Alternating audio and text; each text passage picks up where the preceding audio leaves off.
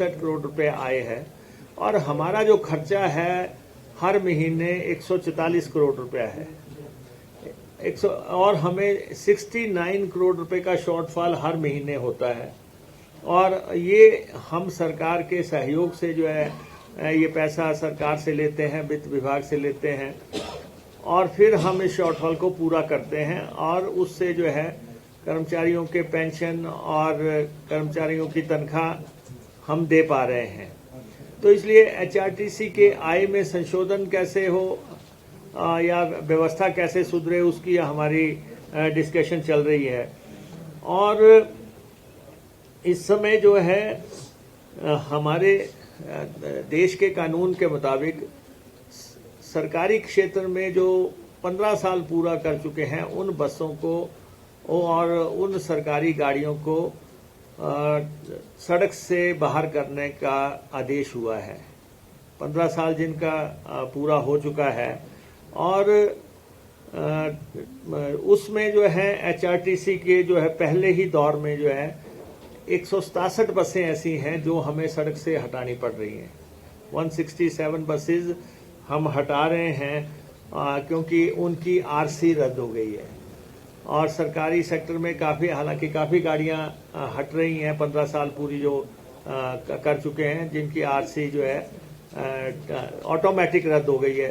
तो एचआरटीसी की 167 बसें हट रही हैं और यूनियन का संगठन है, एचआरटीसी का जो कंडक्टर यूनियन का संगठन है और एचआरटीसी का जो है भारतीय मजदूर संघ का जो संगठन है उन सब से हमारी बात हुई और उन एचआरटीसी के बारे में जो उनको सुझाव देने हैं उन पे चर्चा हुई है। और जहाँ तक एचआरटीसी का सवाल है, हिमाचल पथ परिवहन निगम प्रदेश के लोगों को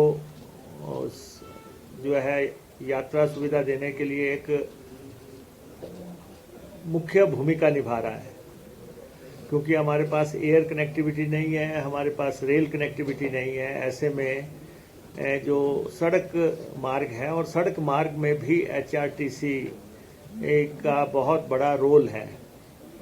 तो एचआरटीसी को किस ढंग से मजबूत करना है, एचआरटीसी के आय में कैसे संसाधन जो है कैसे पैदा करने हैं या एचआरटीसी के कर्मचारियों की जो मांगे हैं उनको हमने किस ढंग से मीट करना है, वो सारी डिस्कशंस हमारी हुई हैं।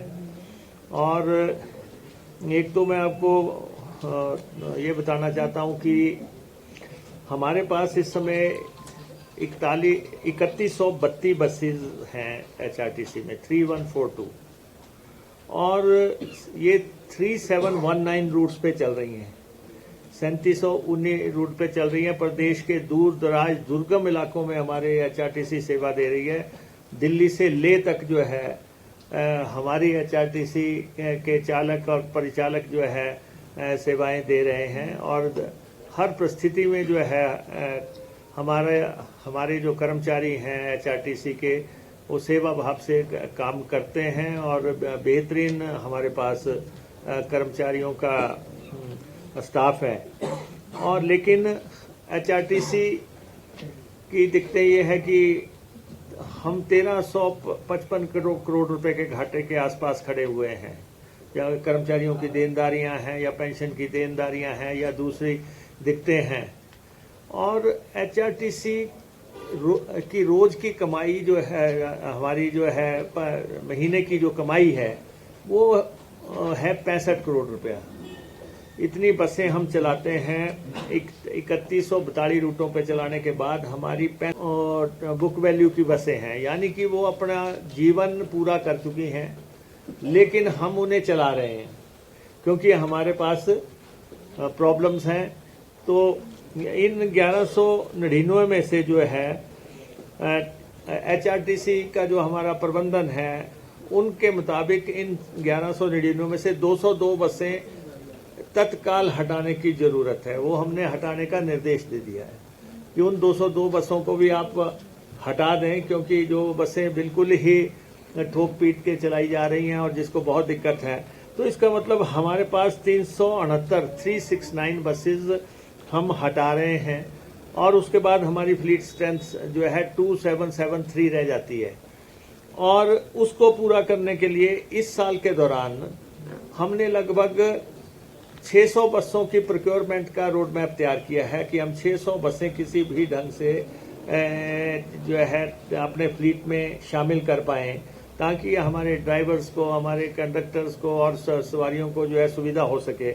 इनमें से जो अभी तक हमारे पास आई हैं 150 डीजल की बस अभी तक आ चुकी है और 15 बसें हमारे पास स्मार्ट सिटी धर्मशाला के लिए आई हैं, जिनका कि बहुत जल्दी जो है फ्लैग ऑफ किया जाएगा। जिनको 20 बसें हमारी शिमला के लिए आ चुकी हैं स्मार्ट सिटी में और 11 वॉल्वो बसेज हमारी आ चुकी हैं, जो कि कुल मिला के 196 बसें हमारे पास पहुंच गई हैं।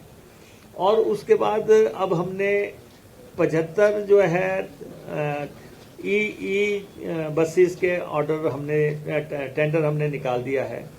ये सिटी बसेस हैं और इसमें बहुत बड़ा उसकी जो है बॉडी में या उसमें परिवर्तन नहीं है। वो बसेस हम ले रहे हैं शिमला के लिए और हमीरपुर, नदौन वगैरह क्षेत्र में चलाने के लिए। तो और वो 75 बसेस का हमने टेंडर फ्लोट कर दिया है। और उसके अलावा दो से बड़ी बात है कि HRTC के कर्मचारी जिन्होंने यहाँ पे सेवा दी, पेंशन पे चले गए, पेंशन को लेके भी कई तरह की प्रॉब्लम वो झेल रहे हैं, लेकिन हमने HRTC में सबसे पहले जो है OPS लागू करने का फैसला कर दिया। इनसे ऑप्शंस वगैरह मांग लिए और मैंने चारों यूनियन से बात की। सारे यूनियन, सारे कर्मचारी हमारे इस बात से खुश हैं कि एक सही दिशा में सही कदम टाइमली जो है उठाया गया है। और सेकेंडली जो है हमने जो हम 7700 के आसपास हमारे पास पेंशन के कर्मचारी हैं जो पेंशन पे चले गए हैं और उनको जो है नए पेंशन नियमों के तहत जो है जो वेतनमान दिया जाना है वो हमने लागू कर दिया है। तो इसलिए लगभग सारे सिस्टम में संशोधित वेतनमान लागू करने का ये फैसला हो गया। हालांकि 23 करोड़ के आसपास इसका खर्चा था, लेकिन हम इसको मैनेज कर रहे हैं। और साथ में यहाँ पे कर्मचारियों का जो है चालकों का 39 महीनों का जो है भत्ता जो है जो रात्रि में सेवा ये करते हैं वो लंबित है। और हालांकि पिछली सरकार के समय का वो लंबित चल रहा है और हमने इनसे कहा है कि सबसे पहले तो जब से हमारी सरकार आई है, जिस दिन से हमारी सरकार आई है, हम सैद्धांतिक तौर पे आपसे सहमत हैं कि हम आपको क्योंकि आप नाइट सर्विस चला रहे हैं और 24/7 भी ड्यूटी दे रहे हैं, जहां भी आपको भेजा जा रहा है निष्ठा से दे रहे हैं। तो हम शुरुआत कर रहे हैं कि जब से हम आए हैं कम से कम हम इनको जो है इनका रात्रि भत्ता या दूसरी डिमांड्स हैं जो पूरी कर सकें। अभी दो महीने का तो हमने पहले ही जारी कर दिया, बाकी का हम सैद्धांतिक तौर पे हमारी सहमति है और इसके बाद हम मुख्यमंत्री जी से भी मिलेंगे, फाइनेंस डिपार्टमेंट से भी मिलेंगे, ताकि इसको हम हल कर सकें। कुछ मसला महंगाई, वो बसेस का हम प्रोटोटाइप तय कर रहे हैं कि वो बसें HRTC की जो डीजल बसेस हैं उसी आकार की होंगी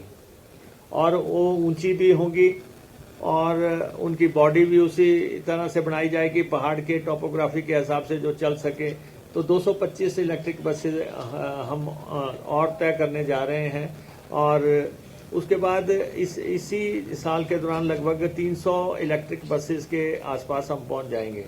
और कुछ बसेस हमने मुख्यमंत्री जी से रिक्वेस्ट किया है कि हमें डीजल बसेस अभी और फ्लीट में रखनी पड़ेंगी, क्योंकि दूर दराज दुर्गम इलाकों में जो बसें जा रही हैं, ट्राइबल एरिया में, दूसरों में, उसमें अभी तक जो है इंफ्रास्ट्रक्चर तैयार नहीं हो पाया इलेक्ट्रिक बसेस का, या तो उसके लिए भी हमें हमारी कल बातचीत हुई है तो कुल मिला के हम 600 के आसपास बसेस जो हैं अपने फ्लीट में जोड़ पाएंगे।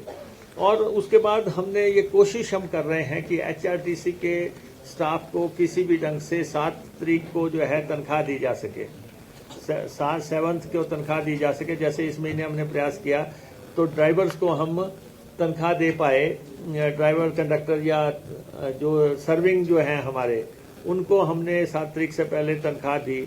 और हम पेंशनर्स को तनख्वाह देने में जो पेंशन देने में जो है देरी इसलिए हो रही है कि हमारे पास 9 करोड़ का शॉर्टफॉल था और इनकम का कोई स्रोत बन नहीं रहा था। तो कल ये मीटिंग हुई है, वो हमारे साथ सहमति बनी है कि 9 करोड़ हमें सरकार दे देगी, तो हम अगले 2-3 दिन के अंदर पेंशनरों का भी भुगतान करेंगे। और हमने सरकार से आग्रह किया है कि हमें ये जो 69 करोड़ है ये हमें एक मुश्त दिए जाए।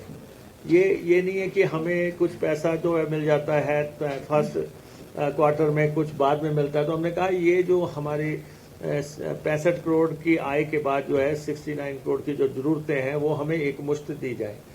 और उसके बाद HRTC में जो है महिलाओं को जो सुविधा दी गई है, स्टूडेंट्स को जो सुविधा दी गई है, या घाटे के रूटों पे जहाँ कोई नहीं जाता वहाँ HRTC जा रही है, दूर दराज दुर्गम इलाकों के। इसलिए सेवाएं जो हैं जो हम दे रहे हैं उस वजह से हमारा को जो है घाटा इसलिए भी हो रहा है। एक तो हमने ये कहा है कि जो बिल्कुल ही जहाँ पे कोई सवारी नहीं है, जहाँ पे जो है गाड़ी चल रही है, एक सवारी बैठी है, 2 सवारी बैठी है और वो जा रही है, ऐसी सर्विसेज जो है चलाने में हमें कोई दिलचस्पी नहीं है। क्योंकि वो ये गाड़ियां जो हैं वो राजनीतिक आधार पे लगी हुई गाड़ियां हैं और ये गाड़ियां जो है राजनीतिक आधार पे जो लगी हैं वो गाड़ियां हम जो है बिल्कुल जिसमें शून्य आय है, सवारी नहीं है, वो तो नहीं चलाई जा सकती। लेकिन हमने अपने ड्राइवर्स और कंडक्टर्स को ये कहा है कि आप जो है ग्राउंड पे जाते हैं, आप रूट के बारे में हमें रियल फीडबैक दें कि क्या वो गाड़ी चलनी चाहिए कि नहीं चलनी चाहिए, आपकी राय क्या है। क्योंकि सबसे पहले तो ड्राइवर जाता है। तो दूसरा हमने अपने ड्राइवर कंडक्टरों को ये भी कहा है कि आप गाड़ी चलाते हैं, ब्लैक स्पॉट आपको पता है कहाँ गाड़ी बार बार कंट्रोल से बाहर हो रही है या कहाँ एक्सीडेंट हो रहा है, तो ये हमें बताएंगे। तो ब्लैक स्पॉट्स को सही करना वो भी ट्रांसपोर्ट डिपार्टमेंट का सब्जेक्ट है, तो हम उन स्पॉट्स को ठीक करेंगे। और दूसरा जो है इन लोगों का ये कहना है कि टाइम शेड्यूल को लेके प्राइवेट ट्रांसपोर्टरों के साथ जो इनके ग्रजेस हैं ये कि वो लोग जो हैं बिना टाइम के जो है इनके साथ उसमें उलझ जाते हैं। तो हमने साफ कहा है कि हमारा किसी से संघर्ष करने, लड़ाई का हमारा कोई किसी से योजना नहीं है। हमें अपनी सर्विसेज में सुधार करना है। हमारे ऑफिस अधिकारी देखेंगे कि कौन कौन से रूट्स में प्रॉब्लम है, कहाँ कहाँ सुविधाएं देनी है। तो उस मसले में हमने कुछ कमेटीज वगैरह यहाँ पे फॉर्म की हैं। लेकिन सब लोगों को कहा है कि जिनकी गाड़ियाँ रजिस्टर नहीं है, उन्होंने कराई नहीं रजिस्टर, हम उनको कह रहे हैं कि आपको 30 जून तक का समय देते हैं। उनका जो आज का मूल्य है गाड़ी की वैल्यू आज की निकाल के आप उसकी रजिस्ट्रेशन करा लें। आपको एक मौका दिया जा रहा है पूरे प्रदेश में कि आप अपनी गाड़ी की रजिस्ट्रेशन करा लें। कईयों के JCBs हैं, कईयों की पोकलैंड्स हैं, कईयों के ट्रैक्टर्स हैं और कईयों की दूसरी गाड़ियां हैं जो बिना नंबर के चल रही हैं। हम एक मौका दे रहे हैं कि आप जो है अपनी गाड़ियां रजिस्टर करा लें। हिमाचल के अंदर कोई गाड़ी बिना नंबर के ना चले। दूसरा, हमने कल ही एक कैबिनेट में एक इम्पोर्टेंट फैसला लिया, वो ट्रकों से जुड़ा हुआ था, जिसमें कि प्रदेश के 1 लाख लगभग 60,000 के आसपास ट्रकर्स ये थे कि उनका ये कहना था कि हम टैक्स जमा नहीं करा सकते। पिछला बकाया जो है, बकाया देनदारी है, वो हम जमा नहीं करा सकते क्योंकि उस पर पेनल्टी और ब्याज इतना ज्यादा हो गया है कि हमारी पहुंच से बाहर है। तो हमने दोनों माफ कर दिए। हमने दोनों उनको एक मौका दे दिया कि आपको एक मुश्त हमने माफ कर दिया। आप जो है अब जो अपना टैक्स जमा करा दें और आगे से जो है अपने आप को रेगुलराइज कर दें। ये भी एक बहुत बड़ी मांग जो है आ रही थी, जिसको कि हमने पूरा कर दिया। और ये 15-18 साल से प्रदेश में हाय तौबा मची हुई थी कि ये कैसे आ रहा है, कौन ला रहा है, इसके पीछे कौन है, इसकी पृष्ठभूमि क्या है। हमने इस पे अंकुश लगाने के लिए हमने कल के मंत्रिमंडल की बैठक में आखिर फैसला कर दिया और ये बसेस जो हैं बिना टैक्स के हिमाचल में प्रवेश नहीं कर पाएंगी और इनको 9 लाख रुपया पर एनम जो है हिमाचल प्रदेश का टैक्स देना पड़ेगा। ये 200-250 के आसपास की बसें हैं और अराजकता से चल रही थी। पहले मैंने डिपार्टमेंट को आदेश दिए थे कि इन बसों को रोका जाए, पकड़ा जाए, लेकिन बाद में डिपार्टमेंट की राय ये थी कि ये बसें जो है टूरिस्ट को लेके आ रही हैं तो टूरिस्ट भी साथ में परेशान होगा, तो इसका आप कोई लीगल हल जो है तलाशिए। ये साउथ में भी ये प्रॉब्लम्स थी। तमिलनाडु हाई कोर्ट का एक फैसला आया था जिसमें कि 75,000 रुपया इन पे टैक्स लगाने का अदालत ने परमिशन दी थी और ये कहा था 5,000 रुपया जो है पर मंथ जो है पर डे जो है इन पे चार्ज किया जाए। तो हमने वो लागू कर दिया। उस हिसाब से अब ये गाड़ियां जो है जब हमारे अब ट्रांसपोर्ट डिपार्टमेंट सक्रिय होगा, हमारे आरटीओज, हमारे एमबीआईज वगैरह, हमारे ऑफिसर जो भी सक्रिय होंगे और ये टैक्स अब हम इनसे हासिल करेंगे। तो इसलिए और ये हमारे एचआरटीसी की सर्विसेज को भी प्रभावित कर रहे थे क्योंकि एचआरटीसी को जो भी कुछ करना है, हमारी टिकट भी तय है, हमारी गाड़ी कितने बजे चलनी है वो भी तय है, हमारी गाड़ी का ऑडिट भी होना है, सब कुछ। हम एक नियम से, डिसिप्लिन से चलने वाले लोग हैं, जबकि ये जो है कभी भी अपनी गाड़ी जो है ओपन कर देते हैं कि फलां जगह को जा रही है, टिकट भी हाफ कर देते हैं और इसलिए प्रतिस्पर्धा में जो है दिक्कत होती है। तो इसलिए उनको भी हमने कहा है कि रेगुलेशन से ही आपको हिमाचल प्रदेश में चलना होगा। तो दूसरा जो है खरीदना चाहता है तो उसको सब्सिडी का प्रावधान जो है वो कर रहे हैं। बाकी जो बेरोजगारों के लिए हम नीति ला रहे हैं कि हम 500 के आसपास रूट्स जो हैं, छोटी टेम्पू ट्रैवलर हैं या 18 सीटर हैं, उनको हम ला रहे हैं उस नीति के लिए कि वो आएं और अपनी गाड़ी डालें, अपना जो है रोजगार देखें कि किस ढंग से करना है। एचआरटीसी को में जो बाहर से गाड़ियां एचआरटीसी के साथ चलती हैं उनका भी हमने ये कहा है कि जो एचआरटीसी के बैनर पे चलती हैं लेकिन प्राइवेट हैं, वो उन गाड़ियों की व्यवस्था को भी सही करने के लिए हमने एमडी साहब को कहा है। एक और ये पूरे प्रदेश से और प्रदेश से बाहर जितनी भी जगह ढाबे हैं वहां पे हमारी एचआरटीसी की गाड़ियां लगती हैं और हर जगह से कंप्लेंट्स आ रही हैं कि जी यहाँ फलां की लग गई, फलां से हटा दी। तो हमने एमडी साहब को निर्देश दे दिए हैं कि ये पूरा रिव्यू किया जाए और एक मेरिट पे जो है अच्छा सस्ती और अच्छी रोटी जो है लोगों को उपलब्ध करवानी है तो वो करवाई जाए। और इस